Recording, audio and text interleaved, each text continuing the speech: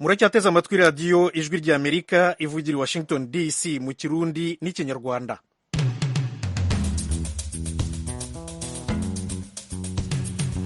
banywanyi bacu mwiriwe neza. mu Burundi abagize amashyirahamwe yo gucunga abantu n'ibintu bavuga ko bamaze imyaka irenga 30 uburenganzira bwabo butubahirizwa. Abakozi bo muri icyo gisata turacyakoreshwa nko mu buryo bw'ubucakara. Ikindi ni uko abakoresha bacu badatingira amagara y'abakozi babo. Uyu ni Desire Ndayishimiye, umukuru wa Citrasobu PSG, rimwe muri ayo mashyirahamwe rero yo gucunga abantu n'ibintu mu Burundi. Muri Nigeria abaminisitiri 10 beguye muri guverinoma kugira ngo baziyamamarize mu matora yo mu mwaka utaha. Impunzi z'abarundi mu nkambi ya Lusenda bafite ikibazo cy'uko HCR imaze imyaka irenga 3 itabaha ibikoresho byo mu nzu. Amakuru arambuye ni mu kanya gato cyane. Ikaze muri kumwe na Thomas Kamirindi.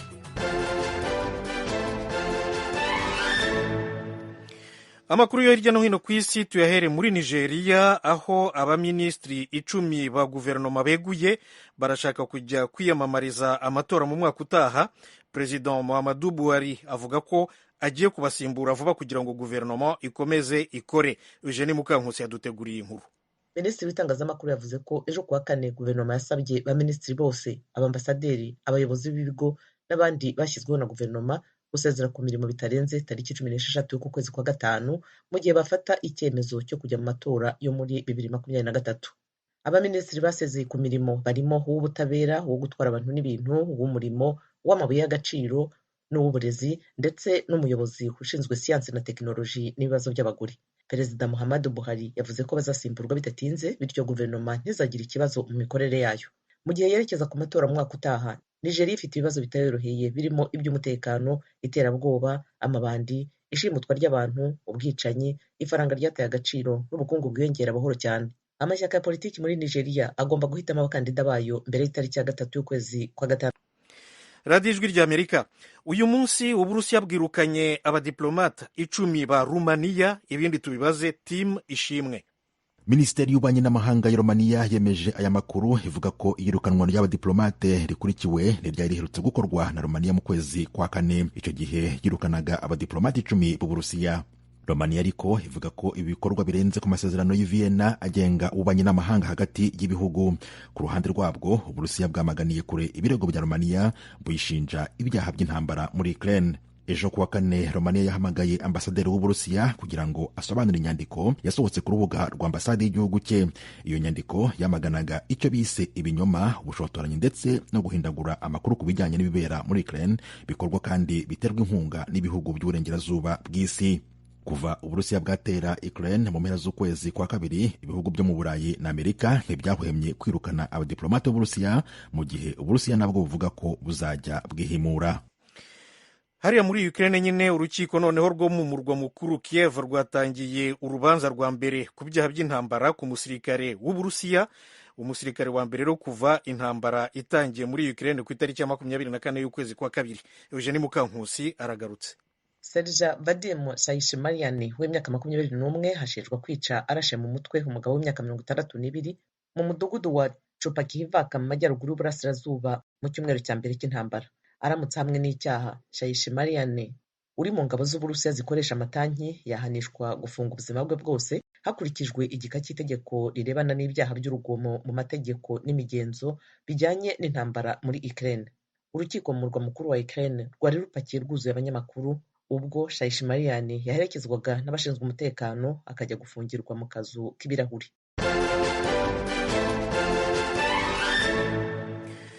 Eugenie Mukankusi na Tim Ishimwe ndabashimiye ko mutugejejeho ayo makuru yo muri Ukraine, Uburusiya, Rumaniya no muri Nigeria.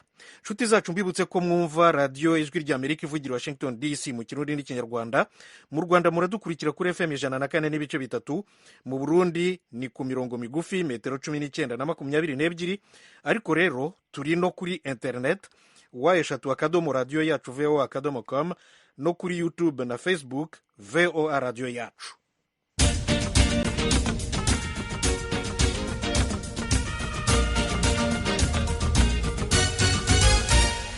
noneho tujye mu biyaga bigari duhereye mu Burundi.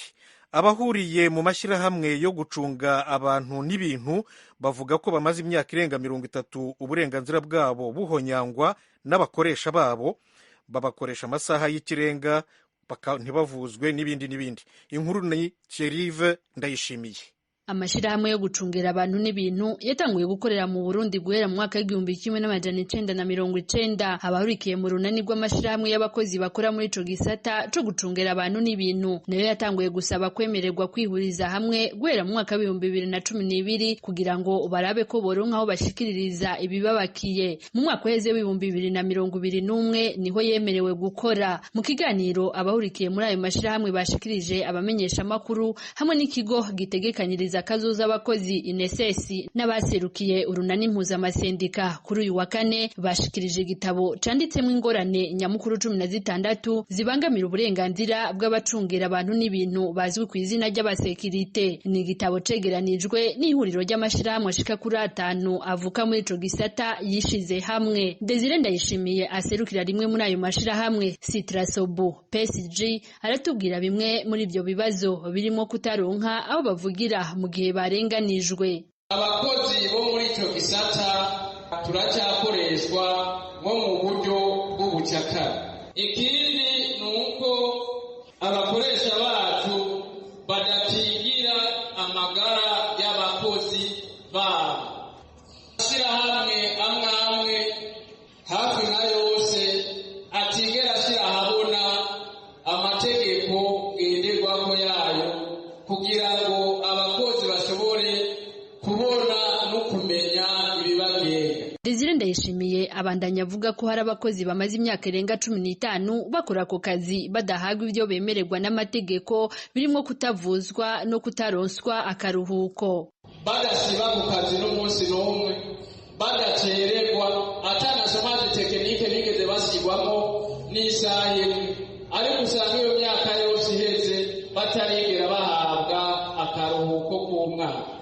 Abakozi batandukanye bavuganye n'Ijwi ry'Amerika nabo bemeza ko agateka kabo gahonyangwa, bagasaba inzego zishinzwe gutunganyiriza abakozi mu Burundi kugira ico bakora. Nko mu kazi ka misi yose turakora ntituruhuka iminsi ndwi kundwi kuko turizwa INSS ntibibaho kandi mu mategeko tubirekuriwe intuze no kuvuzwa ico coco ne nk'umugandi coco ntigera kivugwa nta na kimwe baba bashikuje vyose n'ivy'ukuri, ahubwo twasaba nk'uko babisabye leta yuko yobishiramo inguvu kugira ngo natwe nk'abene gihugu kugira ngo natwe nk'Uburundi bw'ejo tubandanye dukora twisanzuye tuvuzwa turi dutegekanirizwa kazoza. Mu bibazo byashikirijwe kandi harimo n'ikibazo cyo kutaziganiriza abakozi muri INSS. Ndayavugwa Sebastien atwara ishirahamwe Civibo Syndicat de Vigile Burundi avuga ko amashirahamwe hafi nka yose ataziganiriza abo bakozi ndetse niyo babatumiye mu biganiro ngo ntibabyitabira.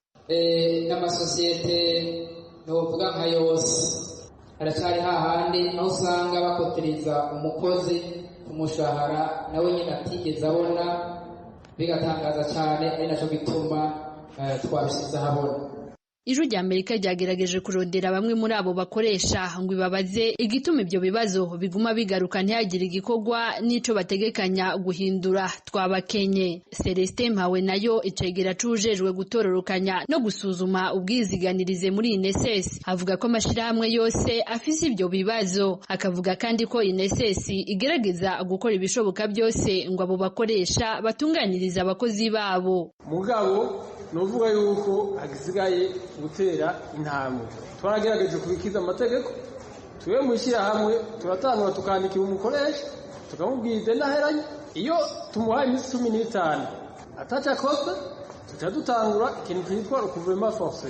Abahurikiye muri ayo mashirahamwe yose basaba abakoresha babo bakozi kubahiriza amategeko agenga abakozi n'akazi. Kwitaho gusoma amategeko agenga abakozi n'akazi. Boja hamwe n'urunani mpuzamasendica Posibu ndetse hakabaho n'amasezerano ntarengwa hagati y'abakozi n'abakoresha bo muri icyo gisata nk'uko tubibona no mu bindi bisata Ikigo kijejwe kuziganiriza abakozi INSS kivuga ko mu rutonde rw'amashirahamwe 38 gifise 8 muri ayo atanimero afise yo kuziganiriza abakozi muri INSS. Abandi nabo nyene ngo hari byinshi batubahiriza bigenga abakozi. INSS kavuga kandi ko iri mu mishikirano n'ubushikiranganje bw'abakozi ba leta n'akazi mu gusaba ko abakoresha badatunganyiriza abakozi bakugwa ku rutonde canke bagakurikiza amategeko. Thierry Vendayishimiye, Ijwi ry'Amerika, Kigali. Radio Ijwi ry'Amerika ivugira Washington DC mu Kirundi n'Ikinyarwanda. Murabizi neza ko ku cyumweru tuba tubahishiye agasaro kaburaga. Turi kumwe na Venuste Nshimiyimana. Wiriwe neza? Wiriwe neza Toma Kamilindi. None rero ku cyumweru utuhishiye iki? Umva kuri iki cyumweru mu gasaro kaburaga tuzakira abantu batandukanye bashakisha babo uko bisanzwe. Muzumva abana bashakisha ababyeyi babo, muzumva ababyeyi bashakisha abana babyaye hanze bakaba batazi aho ba nyina baherereye, muzumvamo abashakisha baburanye n'ababo muri 1994, abahunganye n'abahunga bakajya aho dukitwa Zaire na n'ubu bakaba bataragaruka, muzumva bahungiye Karagwe hafi ya Rwicanzige, mwumve n'abagize kuruhuha bakaba bari i Burundi. Ariko cyane cyane muzumva ijambo urukundo icyo rivuga, muzumva umwana w'umuhungu wari gisekeramwanze muri 1994 witwa Fanisi Ndambiwe ushaka umwana w'umukobwa nawe witwa Kobwa, batandukanijwe n'amage ari ababyara. Fani atekereza ko kandi akizera ko Kobwa akiriho. Ni ikiganiro muzumvamo amazina menshi y'abantu bashakisha kimwe n'abantu bashakishwa. Rwose Thomas Kamilindi umbwira bumva Ijwi ry'Amerika ntibazatanga. Ijwi ry'Amerika rero Venuste ndagushimiye cyane. Urakoze cyane nawe. Agasaro kaburaga ni ku cyumweru, murabyumvise rero ntimuzacikwe. Noneho tujye muri Repubulika ya Demokarasi ya Kongo. Impunzi z'abarundi bo mu nkambi ya Rusenda ni mu ntara ya Kivu y'Epfo mu burasirazuba bw'igihugu bavuga ko ishami ry'umuryango w'abibumbye ryita ku mpunzi HCR rimaze imyaka irenga 3 ritabaha ibikoresho byo mu nzu. Ni inkuru y'umunyamakuru w'Ijwi ry'Amerika Vedaste Ngabo uri Uvira. Zimwe muri izi mpunzi zirimo izimaze imyaka 3 zihawe ibikoresho byo mu nzu bigizwe n'amasafuriya n'uturago ndetse n'amasahani, mu gihe izindi nazo zimaze imyaka 5 zihawe ibyo bikoresho. Zose zigaragaza yuko zifite ubukene bw'ibikoresho byo mu nzu kuko ibyo zari zisanganwe byashaje. Singira nk'abo Adela na Irambona Vincent ni impunzi zo muri nkambi ya Rusenda. Mu ikambi ya Rusenda ivyombo duheruka kubironka haciye imyaka 3 irarenga tutaronka ivyombo n'ibirago turyamako. Ego nico kubera n'inzu ntibadusakarira, ntituronka n'amahema ziriko zirava basha. Turara imvura iguye mwijoro turahagarara. Ijanye n'ivyombo byo mu nzu koko hashize igihe kirekire atani ivyombo badupokezaho. Mbere baheruka kubitanga harashize imyaka 3. Ego ico gihe babitanga ku migwi, harababironka hari n'abatabironka, ugasanga hari n'ababigenewe batabironse, vaye nako usanga bikiba bande zodre. Ugiye kwaduca amasafuriya naho bisabwa yuko iyo wivuje guteka ukaramuha ukabona haca ivyo wari watetse biravamwo, nta bundi buhinga ukora, ubanza guheza ivyo ufise kwanza rumva cyangwa ugacanurira mu kadobo. Bari ibintu biteye isoni kwere, ibintu bigoye cyane. Umvuye kure Devota ni impunzi yo muri village ya Munani avuga yuko bafite ibibazo byinshi byo kutagira ibisaswa ndetse n'ibikoresho byo mu gikoni. Kuri ayo masafuriya abiri ntituzi uburyo ko yatekamo, kuko umuyitetsemo uduharage ubundi itekemo uyicumemo akagari, safuriya ziba ziheze. Kandi izo safuriya kuko uhura zisa kesi zikunze ko bazigira urupfu rwo gutakara. Ubu nta muntu n'umwe afite icyo kuryamako.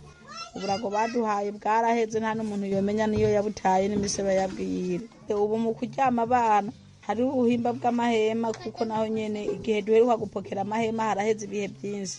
Burya buhema kuko umuyaga ugumurengana ari bwisi, bwa buhema bugatabagurika bugasambagurika. Hari ubwo dutora uba barabajyama ku buhema uhuro bw'ubuhimbahimba bw'ubuhema.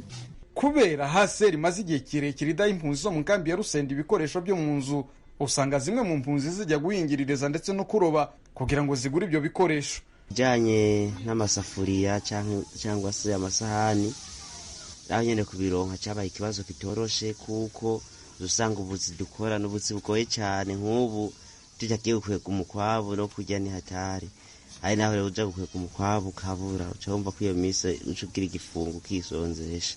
Jimmy Bishemeye ni umuyobozi userukira impunzi z'abarundi mu nkambi ya Rusenda, avuga yuko iki kibazo cy'ubukene bw'ibikoresho byo mu nzu bakigejeje ku mashirahamwe akorera mu Rusenda. Inyishu z'abayimanitere ntizibabaza, nago baguca intege, baguma bakorera ko bishoboka, mugabo karara yuko bijya mu ngiro kabura. Rero turorereye ingiro, turabe yuko ibyo batwemereye cyangwa batwemera misi yose bo bishitse. Mu kwezi gushize kwa kane, mu ruzinduko Madame Jackie Kigane, umuyobozi wa HCR mu burasirazuba bwa Repubulika ya Demokarasi ya Kongo yakoreye mu Rusenda, yavuze yuko ikibazo cy'uburyo buke bw'amafaranga buri muri HCR aribwo butuma badatanga ibyo bikoresho. Vedase Ngabo ku bwa Radio Ijwi ry'Amerika, Uvira. Radio Ijwi ry'Amerika ivugira Washington DC mu Kirundi n'Ikinyarwanda. Umuryango w'abibumbye uvuga ko buri mwaka abana miliyoni 16 ku isi hose bari hasi y'imyaka 18 babyara bakiri batoya. Benshi muri bo bahohoterwa biga mu mashuri yisumbuye na za kaminuza.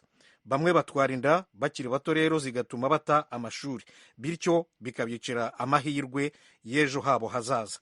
Learn, Work, Develop ukorera mu Rwanda n'umwe mu miryango ifite gahunda yo gukurikirana abana b'abakobwa batwara inda imburagihe. Mwiseneza Jean Claude ayobora Learn, Work, Develop, araganira na mugenzi wacu Edi Rwema kuri ibi bibazo. Hari ubwo ari ikibazo kiba n'ubundi gisanzwe kiriho, ariko amahirwe aba hari nuko inzego zibishinzwe cyangwa se abayobozi babishinzwe baba bakibonye bakavuga bati ntabwo twishimiye ko iki kibazo kigomba kubaho, bakakigaragaza. Ariko ngira ngo nk'uko nyakubahwa Perezida wa Repubulika abivuga, ntabwo byagombye kuba ari ibintu biba n'ibirangiza uwo kibayeho ngo atinye kuvuga. Ikindi nubwo abantu bagombye kuba bahohotera abandi, umuntu ngo yumve yuko afite ububasha ku buzima bw'undi muntu ufite uburenganzira nk'ubwe. Ubwo rero bivuze yuko uburyo ubwo ari bwo bwose bushoboka bugomba gukoreshwa kugira ngo uburenganzira bw'umuntu uwo ari we wese, by'umwihariko noneho uburenganzira bw'umwana cyangwa se uburenganzira bw'umugore bwubahirizwe, kubera yuko umwana, umugore nibo bakunze kugaragara mu mateka ya Afurika, mu mateka y'u Rwanda, yuko bakunze guhohoterwa igihe kirekire, ariko ntibiborohere guhita bagaragaza yuko bahohotewe hanyuma ngo babashe kwirenganura cyangwa se kwegera inzego zabarenganura kugira ngo uburenganzira bwe bwubahirizwe cyangwa se hakurikizwe amategeko. Bwana Mwiseneza, abenshi bakurikiranira hafi iki kibazo bavuga ko ahanini ipfundo ryacyo ari ikibazo cy'ubukene, ari ikibazo cy'urubyiruko kutabona akazi. Icyo gihe ugasanga byorohera wa wundi wifuza kuba yamukorera iryo hohoterwa abikora, kuko wa mwana nk'uko abantu babivuga aba akeneye ayo mafaranga, hanyuma yamara kuyahabwa akagira n'ikibazo cyo kuba yarega uwo muntu kuko wenda ashobora kuba amwifuzaho andi mafaranga. Ikibazo cy'ubukene ukivugaho iki? Ese nawe wemeranya nabo bavuga ko ari ipfundo ry'ibyo bibazo byose? Urakoze. Ikibazo cy'ubukene njye numva gishobora kuba, ariko ntabwo aricyo numva cyaza ku murongo wa mbere. Njye numva icyaza ku murongo wa mbere ari amakuru, ari ikibazo cy'uko abantu badafite amakuru ahagije ku burenganzira bwabo, kugira ngo umuntu amenye ati ese uburenganzira bwanjye ni ubuhe, itegeko rindengera ni irihe, ese ndamutse ngize ikibazo umuntu amuhohoteye nabariza hehe. Ntekereza ko ariho hambere ikibazo wenda gishobora kuba gitangirira, kuko usanga abantu benshi ntabwo baba bazi amategeko, ariko nanone ku ruhande rwa kabiri ntibamenye n'uburenganzira bwabo ngo amenye ati ndamutse mpohotewe ninde nakwifashisha, nanyura mu zihe nzira kugira ngo uburenganzira bwanjye bubashe kubahirizwa. Ubukene rero nabwo birumvikana, ariko kenshi wenda umuntu ashobora, kwa kundi bavuga yuko umuntu wenda ashobora kwitwaza icyo afite, ashobora kuguha kugira ngo wenda niba kigufasha mu buzima wumve yuko wenda wakwihangana, ariko uramutse ufite amakuru ahagije ku bijyanye n'uburenganzira bwawe, uramutse ufite amakuru ahagije yuko uwo muntu urimo kugira icyo agufasha mu by'ukuri atarimo kugufasha ahubwo arimo arakwica, kandi hari icyo wakora kugira ngo uburenganzira bwawe bubungabungwe, nibaza yuko ntabwo wavuga ngo ni uko yaguhaye iki wari ukeneye kugira ngo akugireho ububasha. Nibaza rero ko impamvu za mbere zituruka yuko abantu badafite amakuru ahagije ku burenganzira bwabo. Naho ubukene bwaba ari bushobora kuza yego nk'icyitwazo, bushobora kuza nk'umuntu kugira influence cyangwa power, ubundi muntu yitwaje ko amurusha ububasha, ariko uwo warushijwe ububasha ikigaragara ni uko aba adafite amakuru ahagije ku burenganzira bwe, ngo anamenye yuko uyu munsi niba uyamurushije iki n'iki, ariko nawe ejo ashobora kukimurusha ndetse cyane, ku buryo rero atakabaye amwangiriza amateka ngo amwangirize ubuzima bw'ejo hazaza. Urakoze cyane Bwana Mwiseneza Jean Claude, umuyobozi w'umuryango Learn Work Develop ukorera mu Rwanda. Kuri telefoni dufite abandi bakunze b'ijwi ry'Amerika. Reka dufate Cyril. Wiriwe neza? Amahoro Dirwema. Uri hehe? Mu burasirazuba bw'u Rwanda mu karere ka Kayonza. Ikibazo cyawe? Ikibazo njye ndi kubona, nubwo uwo mutumirwa yavuze yuko ikibazo cy'ubukene kiba kitari cyo kibazo cyane, ariko muri rusange iyo ndebye mbona abana b'abakobwa cyangwa se abana b'abangavu mu guhohoterwa n'ikibazo cy'ubukene kirimo, kubera ko ntabwo uwumuhohotera ashobora kuba yamusanga mu nzira ari kugenda gusa cyangwa se ngo amusange iwabo. Akenshi umwana ariga, yamara kwiga akaba yarize nk'ibintu runaka, noneho akapurayinga, muri uko kwapurayinga akaba akeneye kuba yabona akazi. Rimwe na rimwe akaba yahamagarwa ati ngwino turagushaka, hari ibyangombwa ibi n'ibi ugomba kuba watanga. Bakaba basa nk'abamushyiraho nk'amananiza, rero bakamubwira ati kugira ngo ibyo byose niba utabibona ugomba kumfata neza. Urumva umwana w'umukobwa niba amaze igihe iki n'iki yararangije kwiga, akeneye akazi, iwabo niba akenshi ababyeyi ntabwo bakira ubwo bushomeri bw'abana babo, usanga bijujuta ngo ndakugura kotegisi, ndakugura amavuta, ndakugura ikintu cyose, kandi wakabaye byibura hari ukuntu warabonye akazi, umwana wo kwa kanaka yabonye akazi, wo kwa kanaka yabonye akazi. Usanga n'icyo gitoto nacyo ubwacyo kiratuma umwana atiyakira, bikaba ngombwa yuko ari gukora igishoboka cyose kugira ngo nawe abe yabona akazi. Ikindi ikijyanye n'ubukene mu muryango, ashobora kuba ataranize, ariko no mu buzima busanzwe akaba yashukwa kugira ngo agere ku kintu runaka.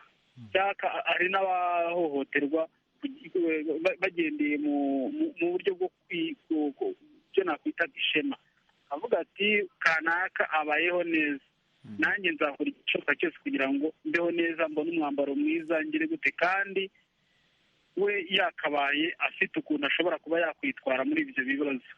Ubukene rero ndahamya nashidikanya yuko ari iryo pfundo. Ikindi n'imyaka nayo ubwayo hari igihe bashuka, ugasanga kugendana akumva yuko kuryamana n'uriya mugabo kanaka ari ishema, kuko uriya mugabo ari umukozi wenda wa leta, ari umuganga, ari iki simbizi, n'ishema nabwo ubwabyo akumva yuko byaba ari ishema, nabyo ubwabyo bigenda bibaho. Ikindi numva kigomba kuba cyabaho, bari abana b'abangavu batwara inda, njye sinumva, ntabwo nanisa nabyumva neza, ugasanga umwana yarabyaye ari muri iyo myaka, uwo babyaranye nawe ntabwo yigeze afungwa. Njye mba numva leta ibikwiye kuba yabishyiramo ingufu. Bwana Mwiseneza, hari icyo uvuga kuri ibyo bitekerezo n'ibibazo by'aba bakunzi b'ijwi ry'Amerika? Ndashimira Cyril ku cyo avuze cy'ubukene, kandi nanjye ntangira ntabwo nigeze mpakana ko n'ubukene bubifitemo uruhare, ariko ntabwo navuze ko ubukene ari bwo bwaza imbere, kuko dufite ingero nyinshi z'abana usanga bari mu bukene, yego, ariko ugasanga ntabwo rwose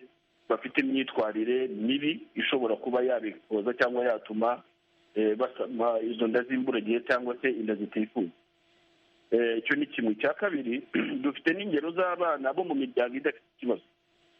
Abana bo mu miryango idafite ikibazo usanga imiryango ifite byose ibaha, ariko ugasanga nabwo bafite imyitwarire ishobora kubexpoza cyangwa ishobora gutuma basama izo nda zitifujwe cyangwa inda z'imburagihe. Niyo mpamvu rero nagarutse ku kintu nabo bagarutseho. Tiriro yavuze ku kintu cy'igitoto ababyeyi bashobora gushyira ku bana. Wowe ntufite iki kandi uriya afite iki, wowe ntabwo ufite akazi uriya afite akazi.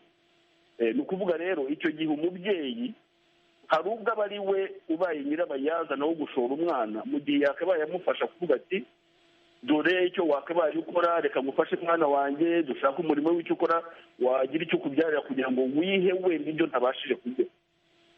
Gilbert abigarutseho avuga yuko abakobwa hari ubwo usanga wenda bamwe baba bashaka kubona ibyo batavunikiye. Mu by'ukuri iyi si turimo, ibihe tugezemo, birasaba yuko twigisha urubyiruko rwacu, kuko bihora bigarukwaho baba abayobozi baba natwe mu miryango itari iya leta, yuko mu bagenerwabikorwa n'aho duhura n'urubyiruko hose tubumvisha yuko nta kintu ushobora kugeraho utakivunikiye, nta kintu na kimwe ushobora kugeraho utakivunikiye. Ikintu cyose wabona mu buryo bworoshye kiba gishobora gukurikirwa n'ingaruka mbi. Mbere y'uko dusoza, Bwana Mwiseneza, hari abandi bagarutse ku bijyanye n'uko aba bana b'abakobwa muri iyi minsi barikujije cyane, barusha ba nyina ubwenge. Abandi bakavuga ko aba bakobwa ntibumvira ababyeyi babo. Hari uwigeze gukomoza ku bijyanye n'inshingano z'umubyeyi. Ubu benshi bakavuga ko kenshi usanga muri iyi minsi abana barerwa n'abakozi bo mu ngo, ugasanga ababyeyi ntabwo bafite umwanya uhagije wo kuba baganiriza abana babo. Icyo kibazo cy'uruhare rw'umubyeyi muri ibi bibazo byose mubona cyakemuka gute? Murakoze cyane, koko iki ni ikibazo gikomeye kandi gikomeje kugaragara. Murekezi wabivuze kuri Facebook yakoze, kuko yavuze ko usanga abakobwa ukuntu baba barikujije, ugasanga bavuga ngo wampaye pasi, amatelefoni ahenze n'ibindi. Ariko umubyeyi ni ukuri nagerageze aho ari hose, ibyo akora byose, uko abyuka ajya mu kazi agataha bwije cyane, anatekereze no ku bana, anatekereze no ku bana, yumve ko bamukeneye, bakeneye ko abaganiriza. Ariko ikindi navuga kuri iyi ngingo ni uko usanga hari n'abana barusha amakuru ababyeyi. Ugasanga wenda umubyeyi ntiyize, umubyeyi ntazi gusoma no kwandika, wenda umwana we yabashije kwiga, afite abamushukisha ibijyanye n'ikoranabuhanga, bamwereka ibiteye isoni cyangwa bishobora kumushora mu busambanyi binyuze mu buryo bw'ikoranabuhanga, zaba kuri WhatsApp n'ibindi. Abo rero nabo mu by'ukuri habeho uburyo butandukanye bw'abantu bumva ko ibintu bibareba, baba n'abakuru b'abana bari aho ngaho hafi, areba avuga ati se uyu mwana aherereye mu biki, ariko bigaruke no ku mwana nyirizina, nawe yiyumve mu buryo bwo kwiha agaciro. Tubigisha hakiri kare uburyo bwo kugira ngo bihe agaciro, ariko bubaka cyane imbere yabo hazaza, kubera yuko uyu munsi ibyo ashobora kuba arimo gukora bishobora kuba byamushora mu mibereho yatuma ejo n'ejo bundi atazabasha kuba ari umuntu uhagaze mu buryo bwo kwikemura ibibazo yahura nabyo. radiyo ijwi ry'Amerika ivugira Washington DC mu Kirundi n'Ikinyarwanda. Ikiganiro rero kirambuye kirekire cyuzuye mushobora kugisanga kuri wa@radioyacu.voa.com mu gice cya murisanga. ni ibibazo rero by'ihohoterwa ry'abakobwa, abakobwa baba bakiri batoya bakabyara imburagihe, babashukisha ibintu bitandukanye.